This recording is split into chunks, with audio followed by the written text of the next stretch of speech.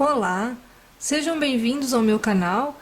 Esse é o segundo vídeo da série que eu pretendo fazer, explicando um pouco e também ajudando a divulgar alguns dos mais famosos argumentos que tentam provar, através do raciocínio e da lógica, a existência de Deus.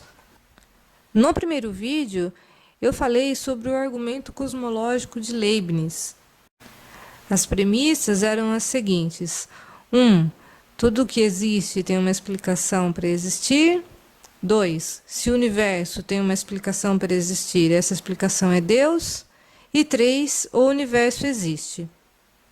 Naquele vídeo, então, eu discuti um pouco sobre cada uma dessas premissas, explicando, então, como é que, através desse argumento de Leibniz, nós temos fortes indícios, então, da existência de um Criador muito próximo ao Deus do cristianismo, que nós entendemos como Deus, né, nas religiões cristãs.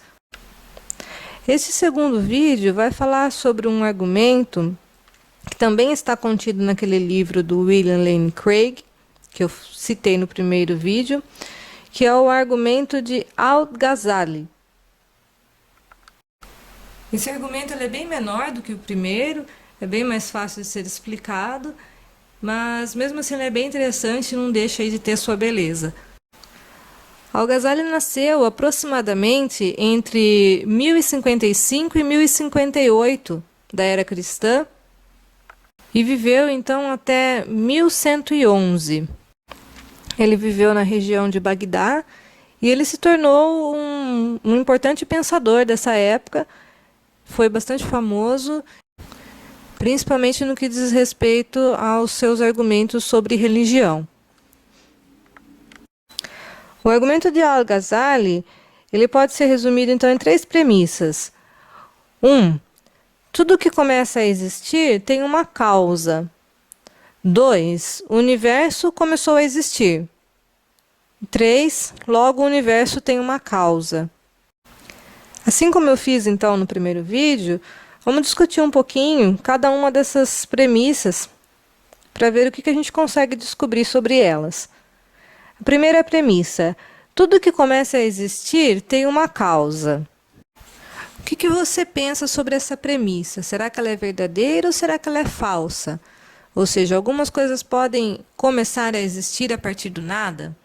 Alguns ateístas podem dizer que sim, que o universo inteiro é a prova de que as coisas podem simplesmente surgir do nada. Mas esse argumento ele é bem simplista, porque se você for estudar a fundo a física, os próprios físicos eles não entendem que o vácuo em si é um nada. Então, antes disso, para a física, o vácuo é um mar de energia flutuante regido pelas leis da física e que tem uma estrutura física por trás. Então, se você diz para um leigo que o vácuo é nada, na verdade você está distorcendo um pouco a realidade das coisas. Não é o nada absoluto, mas existe energia, existe propriedades, enfim. Para alguma coisa começar a existir do nada, nem a ciência apoia essa cosmovisão. Quando a gente ouve, por exemplo, os neoateus dizendo que o nada é instável, o universo se encapsulou e passou a existir a partir do nada. Então essas afirmações são absurdas, né? Porque na verdade quando eles estão falando nada, a palavra nada para eles já quer dizer alguma coisa, já quer dizer alguma propriedade, alguma energia, ou seja, o nada absoluto está fora de questão nessas argumentações. Para a ciência, então, as evidências é de que as coisas não podem começar a surgir do nada. Então, na verdade, o que era apenas senso comum na época de Al-Ghazali, depois de 1000 anos aí de avanço e de pesquisas, a ciência só comprova essa primeira premissa, que tudo que começa a existir tem sim uma causa para a sua existência. E até mesmo que nós entendemos como vácuo, na verdade, para os cientistas, para os físicos, não é o absoluto nada. Aí a segunda premissa: o universo começou a existir. Essa premissa ela foi bastante discutida e ainda é hoje em alguns círculos de pesquisadores se o universo de fato começou a existir ou se o universo sempre existiu. Então, analisando mais a fundo essa premissa, nós vemos que em uma época da nossa existência, os pesquisadores, os pensadores, eles chegaram a afirmar que sim, que o universo sempre existiu, o universo não teve um começo, né? Então, o universo ele é eterno. Só que as pesquisas mais recentes, elas apontam o quê? Para um começo do universo. Hoje, com os telescópios e com todo o poder de tecnologia que os cientistas têm à disposição, eles observam o quê? Que a cor da luz que chega até nós, das outras galáxias, por exemplo, ela é de uma determinada cor lá, se eu não me engano, é a mais amarelada, o que mostra que as galáxias elas estão pouco a pouco se afastando uma das outras, né? Que nada mais é o quê? Do que a teoria da expansão do universo. Então é um argumento científico que tende aí a confirmar o quê? Que se o universo está se expandindo ao longo do tempo, se a gente for voltar aí no passado, cada vez mais, a gente vai chegar num ponto em que as coisas, ao invés de expandir, elas vão se retraindo, ficando mais próximas umas das outras. As galáxias, ao invés de se expandir, se a gente for voltar no tempo, elas vão estar cada vez mais próximas, mais perto uma da outra, até que a tendência é o quê? Pela lógica, você chegar num ponto, num único ponto, onde todas essas galáxias e toda a matéria, tudo que existe no universo está, então, concentrado nesse único ponto, que é a famosa teoria do Big Bang.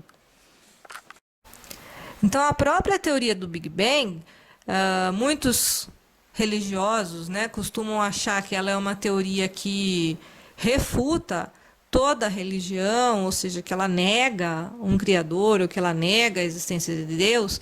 Mas, na verdade, não. A teoria do Big Bang, ela só vem para confirmar o quê? Que o universo, de fato, teve um início, né? E os ateus podem dizer que esse Big Bang veio do nada, como a gente viu, é meio complicado de acreditar que do nada surgiu o universo, mas os teístas, os cristãos, podem acreditar o quê? Que este Big Bang foi feito por Deus, né? Então, que essa explosão, ou seja, esse início, não precisa ser exatamente uma explosão, mas esse começo, esse início do universo, pode ter sido perfeitamente causado por Deus.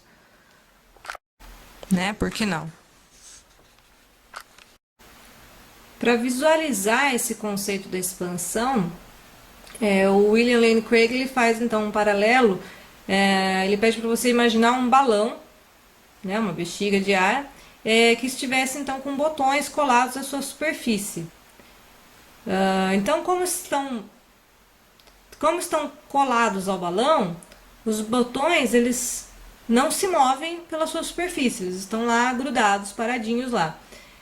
Mas à medida que você enche o balão de ar, os botões eles vão se afastando um dos outros. Então não há necessariamente um núcleo do qual essa explosão surgiu. Tá? Mas todos os botões aí que representam as galáxias, eles estão uns se afastando dos outros, tá? Sem que haja necessariamente um meio do universo. Então, o que ele quer dizer é o seguinte, um observador que estivesse em qualquer um desses botões, ele sentiria como se estivesse no centro da expansão, pois ele olharia ao redor e veria que todos os demais estão se afastando dele. É isso que ele quer dizer com essa analogia aí do balão. Mas na verdade, né, ao invés do balão, a teoria mais aceita aí é que nós temos o quê? Um espaço em forma de cone, tá? Onde esse pontinho inicial aí representa o quê? O que ele chama aqui de singularidade cosmológica inicial, né? Ou seja, onde tudo começou e onde o tempo era zero, o espaço era zero. E depois desse início então do universo, o espaço foi se expandindo ao longo do tempo. Tá? Então, o modelo da teoria da expansão do universo ele pode ser entendido, visualizado, né, com a ajuda desse cone aí.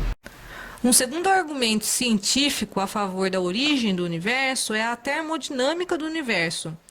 Então, segundo a lei da termodinâmica, a menos que um sistema esteja recebendo energia, ele se tornará cada vez mais caótico e desordenado. Então, ele dá um exemplo aqui. Se você tiver uma garrafa fechada, com um vácuo dentro, e injetar nesta garrafa alguma molécula de gás, algumas moléculas, esse gás ele vai acontecer o que com ele? Ele vai se espalhar de maneira uniforme no interior da garrafa. Então, as chances dessas moléculas se aglutinarem e formar alguma coisa lá dentro é praticamente nula. Tá? A tendência é essas moléculas se espalharem, esse gás se espalhar dentro da garrafa. E os cientistas eles perceberam, então, que essa lei da termodinâmica ela vai implicar o quê? Que isso vai acontecer com o nosso universo. Então, daqui a algum tempo, né, daqui muito tempo, o que vai acontecer com o universo?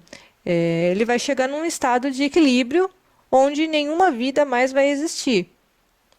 Então, eles chamam isso de morte térmica do universo. É um estado de equilíbrio no qual a temperatura e pressão são as mesmas em qualquer lugar do universo. Bom, por que essa lei da termodinâmica é uma comprovação de que o universo teve um começo? Porque se o universo sempre existiu infinitamente, quer dizer então que hoje, atualmente, não era para existir nada, nenhuma galáxia, nenhum planeta. Por quê? Porque, segundo essa lei da termodinâmica, nós já estaríamos então nesse equilíbrio de pressão e temperatura e não existiria nada aqui. Ou seja, nós já deveríamos ter alcançado esse estado de equilíbrio, se o universo fosse infinito, se ele não tivesse um começo. Então, aqui no livro do Dr. Craig tem uma explicação bem mais detalhada, né? Ele comenta aí algumas alternativas que os cientistas procuraram para burlar esse início do universo. Então, ele cita, por exemplo, aqui a teoria dos muitos mundos, de Boltzmann, o universo de bolhas, o universo oscilante, e aí ele vai falando sobre cada uma dessas teorias e por que elas falharam, né? E hoje os cientistas estão aí quase de comum acordo de que houve mesmo um Big Bang que teve como origem o universo. Portanto, então, com base nas evidências filosóficas e científicas, nós temos bons motivos para acreditar que sim, o universo veio a existir. Ele teve um início, teve uma origem.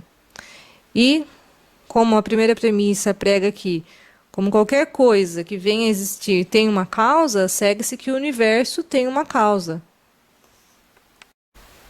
E é muito mais lógico, é muito mais racional acreditar o quê? Que existe um Criador que é eterno e que sempre existiu e que criou o universo, do que pensar o quê? Que o universo, toda a matéria, toda a energia, essa sim é eterna e sempre existiu. Né? Nós vimos aí que as evidências científicas tendem a comprovar o quê? Que não, que a energia, a matéria, o tempo, o espaço, eles tiveram um começo. E Al-Ghazali sustentava o quê? Que a resposta para esse problema deve ser que a causa da existência do universo é um ser pessoal dotado de livre-arbítrio, e que a criação do universo por esse ser é um ato de livre vontade que independe de quaisquer condições prévias. Então, assim, o ato da criação pode ser algo espontâneo e novo. Logo, chegamos não somente a uma causa transcendente do universo, mas ao seu criador pessoal, que nós entendemos então como Deus. Só Deus sendo, então, imutável e atemporal. Então, Deus entra no tempo quando cria o universo. Sem o universo, Deus é atemporal. Né? E com o universo, Deus entra no tempo. Bom, espero que vocês tenham gostado e até o próximo vídeo.